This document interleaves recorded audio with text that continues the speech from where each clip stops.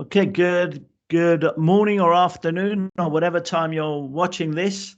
My name's Yiakoumi, now with LConnect, although many of you might have known me over the years from Automotive Logistics magazines and the Automotive Logistics conferences. I've been doing that for over 20 years, probably closer to 25 years. And one of my friends for a lot of those years, although we both look so young, is a gentleman, Frederiek Toney. I've known him from various guises, but now he's the president of Ford's Global Customer Service Division. So welcome to this conversation, Frederiek. Thank you, Louis, and thanks for having me.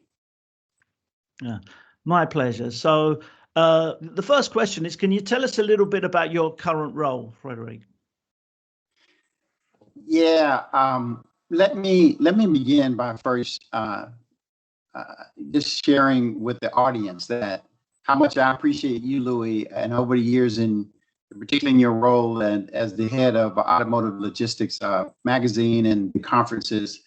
And I consider you to be a friend of our profession, the entire automotive industry. And I think that the way people perceive what we do is more prestigious than it was before you got started. You have educated a generation about automotive logistics, and I think it's paying off now for those of us who've been able to parlay our background in logistics to good careers, and also to actually move beyond logistics to some degree. So thank you for your role in that, Louis. No, thank you very much. Very generous, Frederiek. So what are you up to nowadays? Well, I'm like everyone else. I am the president of customer service at Ford, and I am adjusting to life after COVID. You know, COVID is still among us, but it has dramatically changed everything. It's accelerated technology, accelerated virtual world in which we take orders, give orders, deliver things. The world has changed almost overnight, and so it's hard to talk about what I'm doing without reflecting on that. You know, this past year where we have provided essential services as a function, we have not had a break. It has been a truly trying time for everyone, and I'm really proud of how, frankly, those in our community and those in our profession have responded to keep the world turning, so to speak. Mm-hmm. Yeah, excellent. And what about, how you got there? I remember speaking to our mutual friend, your colleague and my friend Joe Himricks a few years ago, and asking about, how do you rise from logistics upwards? There seems to be kind of a hard ceiling there, that once you're in logistics, it's hard to break that barrier. And he said to me, well, if you want an example of someone who's really, risen above logistics and had a great career, he said, you look no further than Frederiek. So can you tell us about that, about breaking the barrier? Is there really a kind of hard ceiling there? And what are the benefits of a logistics background to help you to break through? Well, I think that you're spot on. Unfortunately, many don't appreciate the elements of supply chain management, transportation, freight management, value chain management.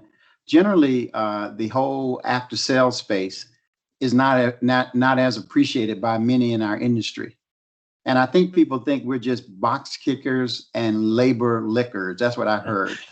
But the truth is, we have to do 1,000 things right every day to deliver results. And of course, with the emphasis on at Ford treating customers like family, we are at the heart and soul of that. We are the enablers, the wind behind the sails of customer care. And so I think there's been a bit of a awakening or awareness around the importance of it. And but I will tell you that, to me, a career in supply chain management or logistics, really, if you're really, really good at it, by definition, you understand how it impacts all of the elements around you. And in fact, it touches literally everything.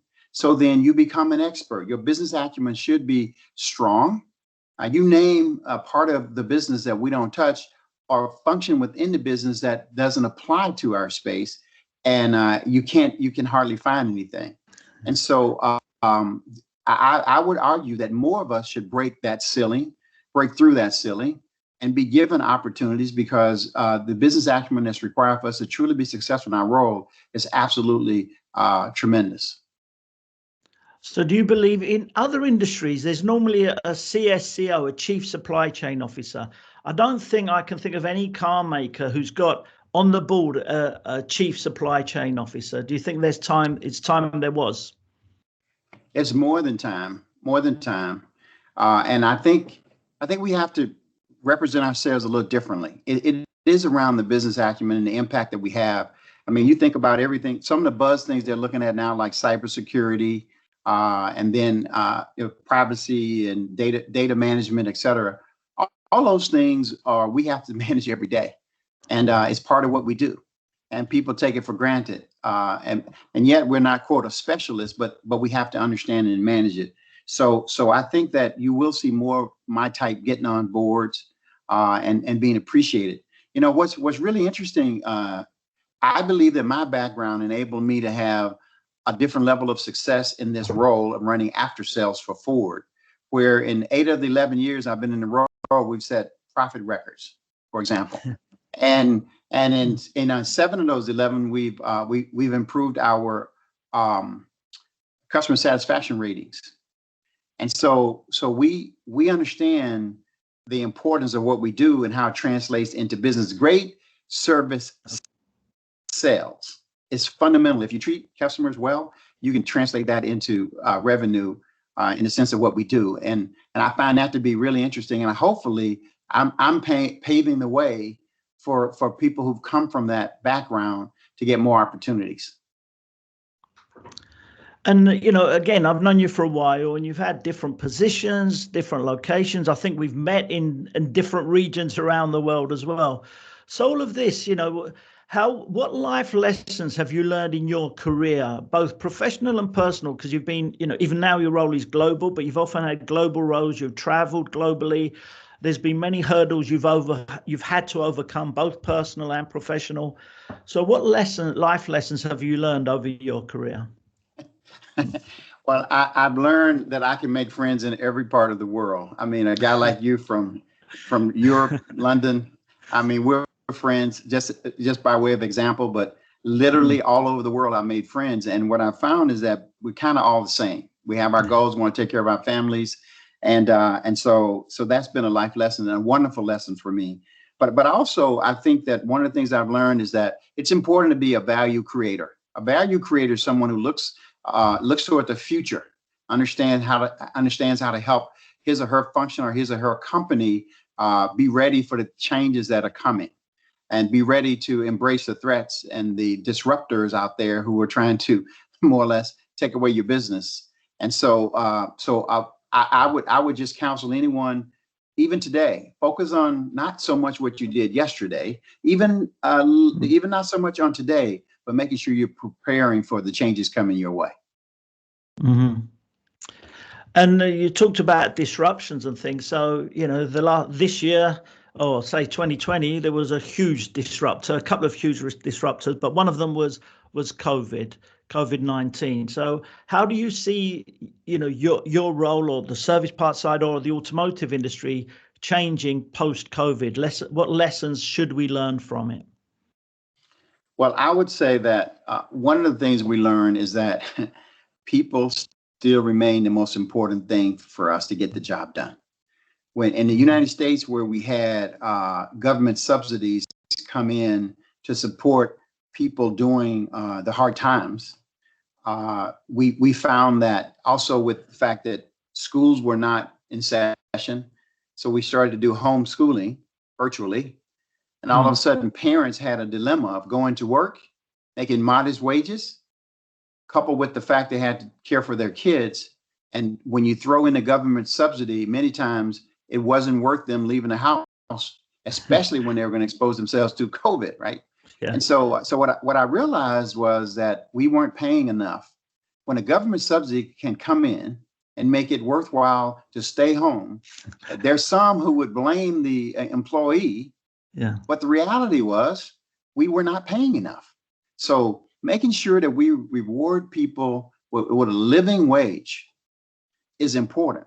Mm-hmm. And I'm just putting that out there because that's a different view than what I usually hear. I usually hear, oh, those people just don't want to work. But when you examine it behind the curtains, you have to understand and empathize with their situation.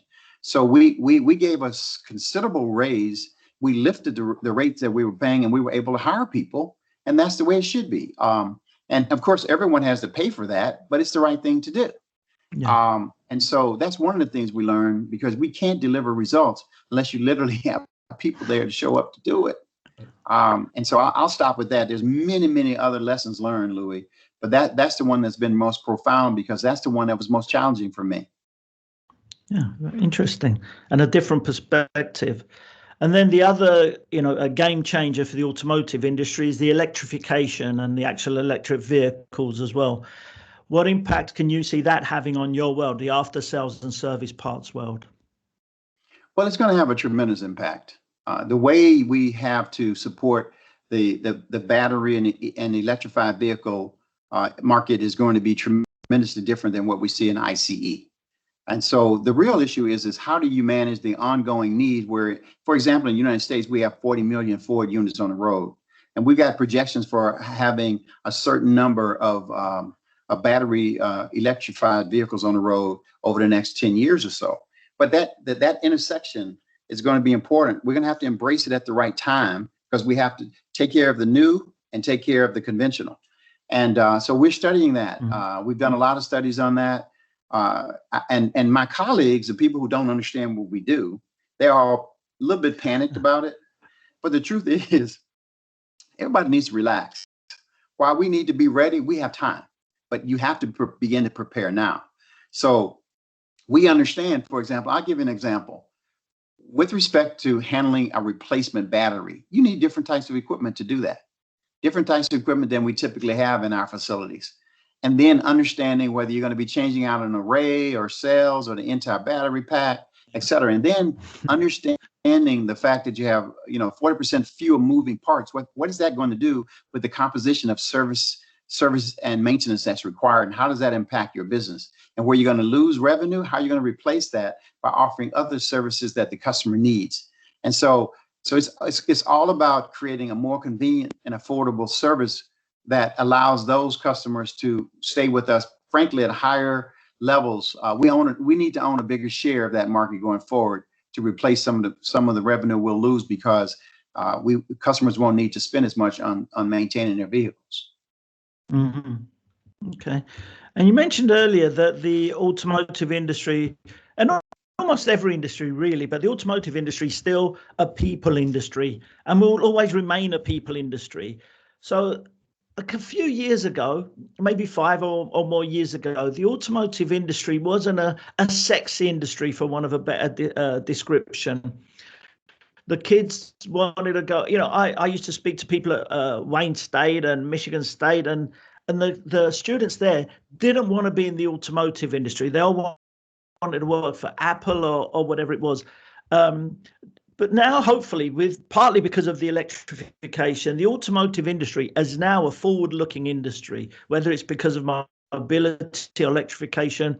So, is the automotive? Do you see automotive as still an industry for the future? And what advice would you give students and others who are thinking, is it a good industry? Should I consider the automotive industry? Should I consider Ford for a career move?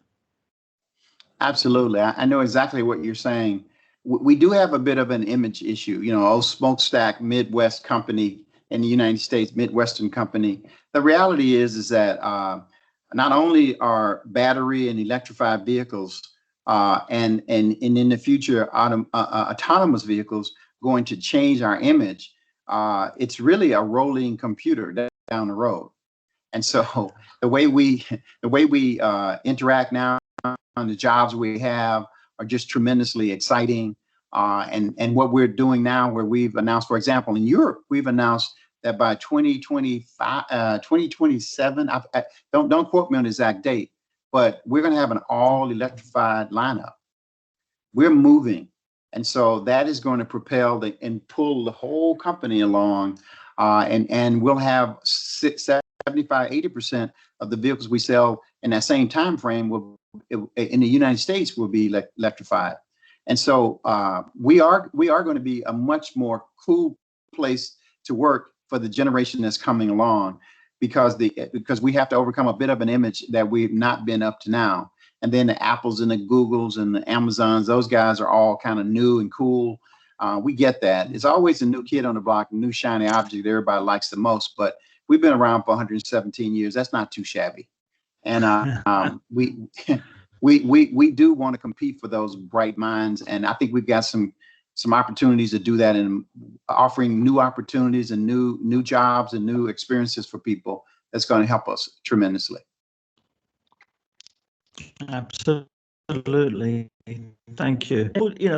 You know my character. I don't like to take things too seriously, Frederiek. So I'm going to ask you now.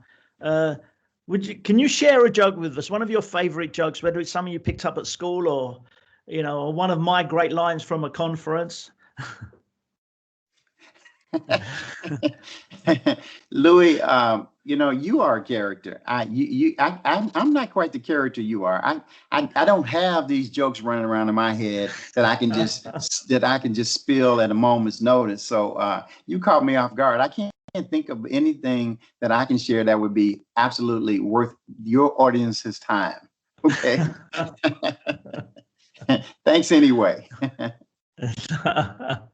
Well, I asked the question, but I'm scared in case someone, you steal my line or steal my job of being the funny guy in the automotive logistics industry. So I'm happy with that answer.